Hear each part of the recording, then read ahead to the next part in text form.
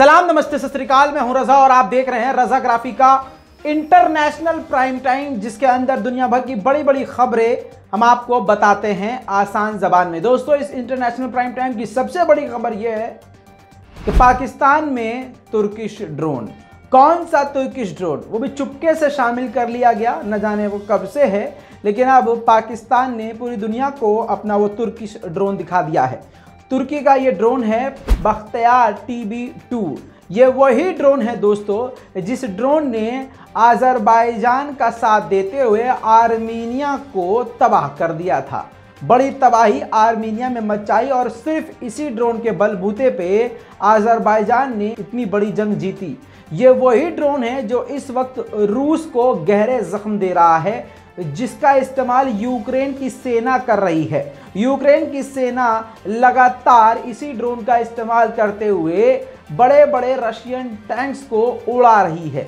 मैं अपने उस वॉर अपडेट वाले रिपोर्ट में आपको ये बात कई बार बता चुका हूँ। इसी बीच में अभी इसी हफ्ते ही पाकिस्तान ने चीन से लिया हुआ फाइटर जेट जो कि J-10C है, उसको अपनी वायुसेना में शामिल कर लिया और उसके बाद एक ऑफिशियली वीडियो जारी करी। उस वीडियो के अंदर देखा गया तुर्की के ड्रोन को जो बख्तियार TB2 है, जिसके बारे में मैंने आपको बताया। ये तुर्की का सबसे ताकतवर ड्रोन है और सस्ता ड्रोन है। इस वजह से एक तो सस्ता, ऊपर से ताकतवर, जिसकी वजह से पूरी दुनिया को तुर्की के इस ड्रोन का खौफ है। खासकर अमेरिका और इजराइल तुर्की के इस ड्रोन से काफ़ी परेशान हैं। अब पाकिस्तान के पास ये ड्रोन होने की वजह से भारत की भी मुश्किलें बढ़ सकती हैं। अब यहाँ पर रुक जाइए। अब बहुत सारे गोबरखोर कहेंगे कि भाई ये तो पाकिस्तान की तारीफ कर रहा है। यहाँ पर रोके उन सभी गोबर भक्तों को वो जूता मार दूँ। नव भारत टाइम्स, गोदी मीडिया का एक बहुत बड़ा अखबार, उसने ही ये पूरे आर्टिकल में ये बात कही है। मैंने अक्षर टू अक्षर, शब्द शब्द इन्हीं के बोले हैं, जिन्होंने लिखा है अपनी इस रिपोर्ट में कि भारत के लिए अब मुश्किलें बढ़ चुकी हैं अगर ये ड्रोन पाकिस्तान के पास है। दूसरी बात ये है कि अब भारत के लिए मुश्किल सिर्फ ये नहीं है कि ये ड्रोन है, ये भी है कि अब पाकिस्तान तेजी से चीन के साथ हथियार ले रहा है और पाकिस्तान का मकसद अभी नहीं पता। हालांकि पाकिस्तान ये कहता आया है कि हम भाई हमला नहीं करना चाहते और हम जंग की शुरुआत नहीं चाहते। जो भी हथियार हम ले रहे हैं, बना रहे हैं, वो हम अपने देश की रक्षा के लिए कर रहे हैं। चलिए दोस्तों, वो वीडियो मैं आपको दिखा देता हूं। पाकिस्तान के ऑफिशियल्स ने इस वीडियो को जारी किया है, जो अब आपके सामने रख रहा हूं।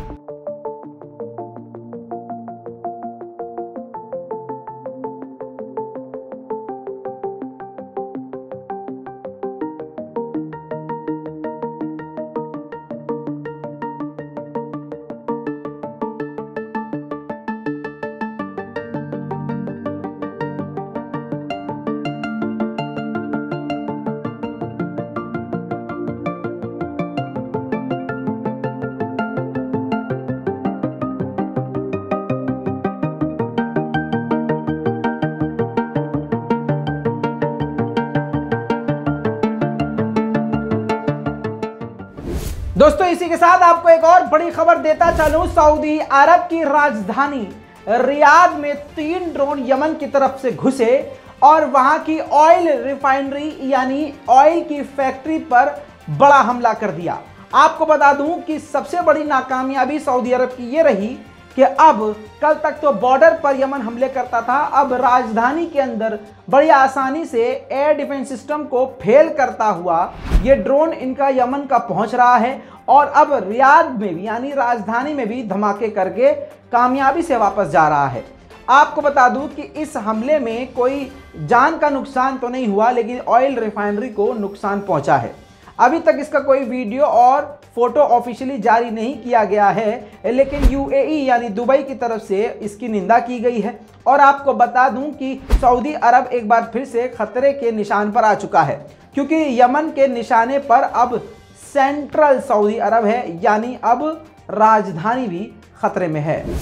दोस्तों, इसी के साथ एक और बड़ी खबर, बाइडेन प्रशासन ने ट्रंप प्रशासन के यानी ट्रंप के फैसलों को पलट दिया है। आपको बता दूं कि नेटो की कंट्रीज हैं उनका तो फुल सपोर्ट करता ही अमेरिका, लेकिन जो नॉन नेटो हैं, जो नेटो में शामिल नहीं है, जैसे कतर, कोलंबिया, ये सभी कंट्रीज से अमेरिका कट ऑफ था। और डोनाल्ड ट्रंप जो थे वो उस वक्त तो डोनाल्ड ट्रंप ने कतर को तो कह दिया था कि टेररिस्ट कंट्री है, जिसकी वजह से अमेरिका की तरफ से बहुत सारी पाबंदियां कतर पर लगा दी गई थी। अब आपको बता दूं कि बाइडेन ने यू टर्न ले लिया है और एक ऐसी लिस्ट बनाई है उन देशों की जो देश नेटो में नहीं है लेकिन वो अमेरिका का साथ दे रहे हैं और देना चाहते हैं। तो उस लिस्ट में सबसे ऊपर कतर है और कोलंबिया है। अब कतर क्योंकि पाबंदी झेल रहा था, लेकिन अब बाइडेन पूरी तरह से उस पाबंदी को हटा रहे हैं और तो और अमेरिका का साथी बता रहे हैं। अब जिससे कतर और कोलंबिया जैसी और जो कंट्रीज हैं उनका सहारा अब अमेरिका को मिलेगा और अमेरिका का सहारा उन्हें मिलेगा। इस सब बातों से एक बात समझ लीजिए, ये अमेरिका कमज़ोर हो रहा है, इसीलिए कल तक जिनको निकाल कर फेंक दिया था उनको अपने ग्रुप में शामिल कर रहा है। दोस्तों, जैसा कि आप जानते हैं कि तुर्की यूक्रेन और रशिया के बीच का मीडिएटर बना है, दोनों का मीडिएटर बना है जंग को रोकने के लिए। अब आर्मीनिया के विदेश मंत्री पहुंचे हैं तुर्की और वो भी पूरी तरह से यही चाहते हैं। आप वीडियो देखिए, ये मुलाकात का वीडियो है एक्सक्लूसिव। दोनों देशों ने यानी आर्मीनिया ने तुर्की में जाकर यही बात रखी है कि किसी भी तरह से इस जंग को रोका जाए, क्योंकि इससे मिडिल ईस्ट से लेकर यूरोपीय देशों तक काफ़ी ज़्यादा टेंशन बढ़ चुकी है। आपको बता दूं कि इन दोनों की मुलाकात यानी तुर्की और आर्मीनिया की मुलाकात को अज़रबैजान ने भी सपोर्ट किया है और कहा है कि जितनी जल्दी हो सके इस जंग को रुकवाया जाए। दोस्तों, इसी के साथ एक और बड़ी खबर, जैसे आप जानते हैं कि पाकिस्तान में बिजली की बड़ी शॉर्टेज है। वहाँ पर लाइट आज भी जाती है और कई कई घंटों के लिए लाइट कट जाती है, चली जाती है, बिजली की काफ़ी दिक्कत है। आपको बता दूं कि ईरान काफ़ी ज़्यादा तादाद में बिजली सप्लाई करता था पाकिस्तान को, लेकिन अब कुछ वक्त से ईरान ने भी बिजली की कटौती कर दी है, बिजली सप्लाई करना बंद कर दिया है, जिससे अब पाकिस्तान एक बार फिर से सिर्फ और सिर्फ चीन पर निर्भर हो चुका है और काफ़ी ज़्यादा पाकिस्तान के कई इलाकों में दिक्कत हो रही है। बताया ये जा रहा है रिपोर्ट के अनुसार कि ईरान के घरेलू कुछ मसले हैं जिसकी वजह से उसने ये कट करी है लाइटें और जो एक्सपोर्ट कर रहा है बिजली का, इलेक्ट्रिसिटी का, उसको कट किया है। और ये भी रिपोर्ट सामने आई है कि अमेरिका ने इतनी पाबंदियां उस पर लगाई हैं जिसकी वजह से उसको ये सब करना पड़ रहा है। दोस्तों, अगली एक और बड़ी खबर नेपाल की तरफ से बता दूं, नेपाल पर कब्जा कर रहा है। नेपाल पर धीरे धीरे नेपाल के कई इलाकों पर चीन कब्जा कर रहा है। चीन की चतुराई सारी दुनिया में मशहूर है और चीन कितना चालाक है ये सारी दुनिया जानती है। आपको बता दूं कि अब नेपाल की सरकार ने रिपोर्ट जारी करके ये बताया है कि बॉर्डरी इलाकों में जो धार्मिक स्थल हैं उसको भी चीन ने दबाव देकर बंद करवा दिया था और जो मवेशी चराने के इलाके थे उस इलाकों में भी मवेशी और किसानों की एंट्री को बैन कर दिया था। रिपोर्ट की माने तो लालुकजोंग नाम की एक बॉर्डर की जगह पर एक जगह है जिस जगह को पूरी तरह से चीन ने अपने कब्जे में लिया हुआ है। और ये तो अभी की बात आई है, हमने बहुत पहले कह दिया था कि ऐसे कई इलाके हैं जो चीन ने नेपाल के अपने हिस्से में ऑलरेडी लिए हुए हैं। दोस्तों, इसी के साथ ईरान को एक बड़ा झटका लगने वाला है।